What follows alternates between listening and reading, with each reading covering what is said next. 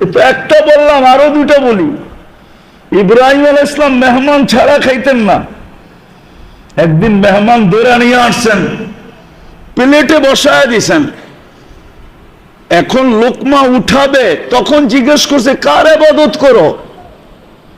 আমি তো সূর্যের ইবাদত করি। আমি হলাম খলিলুল্লাহ, আল্লাহর বন্ধু, আর তুমি করো সূর্যের ইবাদত আর খাবে আমার খাওয়া, এটা হয় কি করে? তো উঠায় দিছে, না তোমাকে খাওয়া ঠিক হবে না।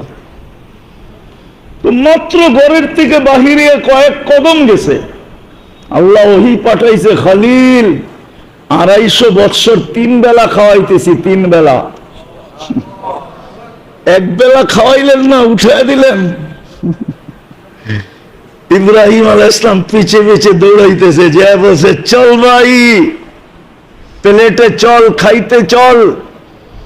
বলছে এত বড় নির্লজ্জ না, প্লেট থেকে উঠায় দিছ, আবার তোমার প্লেটে যাব? আর দ্বিতীয়টা শোনো, আমি এটাও জানি তুমি আমার পিছনে দৌড়ানোর ব্যক্তি না। মধ্যখানে কিছু ঘটছে যার কারণে তুমি আমার পিছে দৌড়াইতেছ। আর আমি এত বড় নির্লজ্জ না যে প্লেট থেকে উঠায় দিছ আবার যাব, আত্মমর্যাদাহীন না। বলছে সত্য বলছিস, যদি তোর মালিক এই কথা না বলতো। বলে ওই মালিক কে?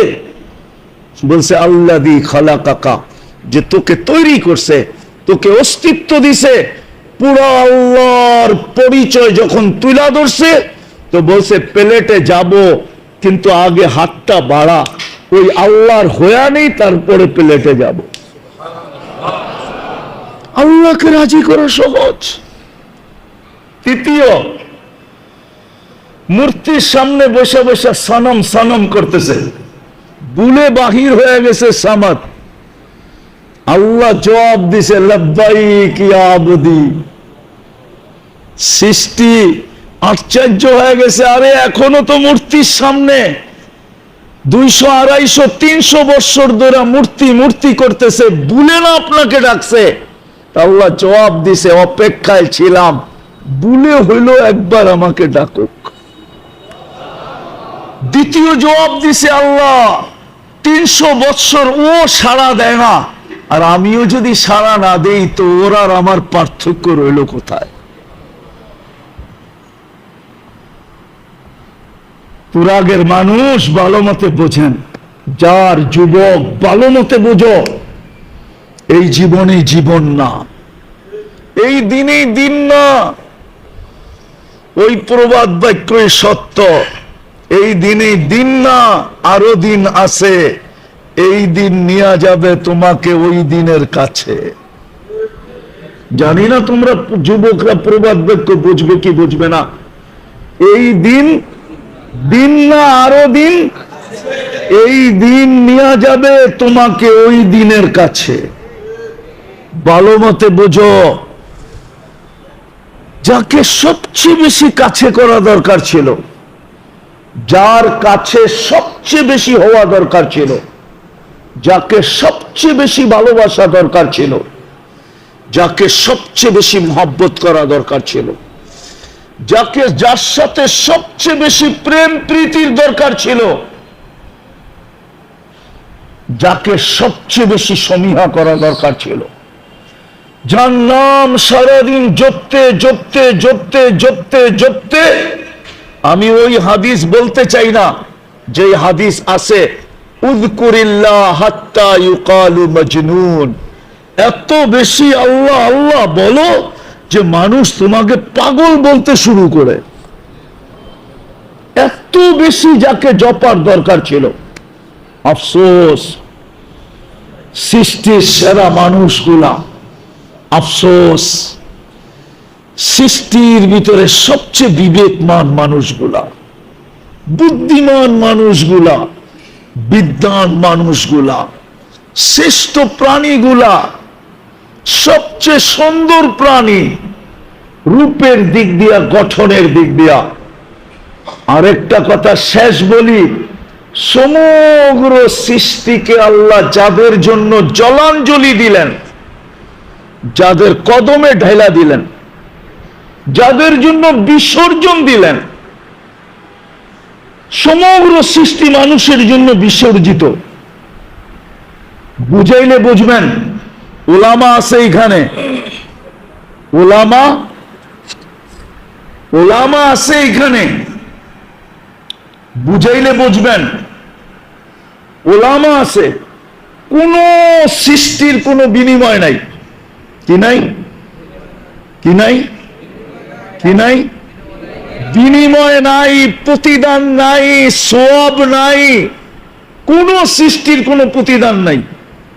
চাই সে জিবরিল হোক, চাই সে মিকাইল হোক, চাই সে ইসরাফিল হোক, চাই সে আজরাইল হোক, চাই সে আরশ বহনকারী ফেরেশতা হোক, হুজুররা বলুক প্রতিদান আছে কিনা?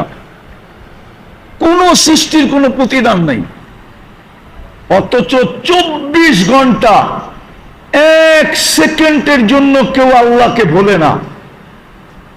মা মিন শাইইন ইউসাব্বিহু বিহামদি রাব্বি, 24 ঘন্টা আল্লাহর গুণগানে রত, কিন্তু কোনো বিনিময় নাই। আপনি সুবহানাল্লাহ বলতে দেরি, সৌরজগতের অর্ধেক জায়গা নেকি দিয়া ভরতে দেরি হয় না।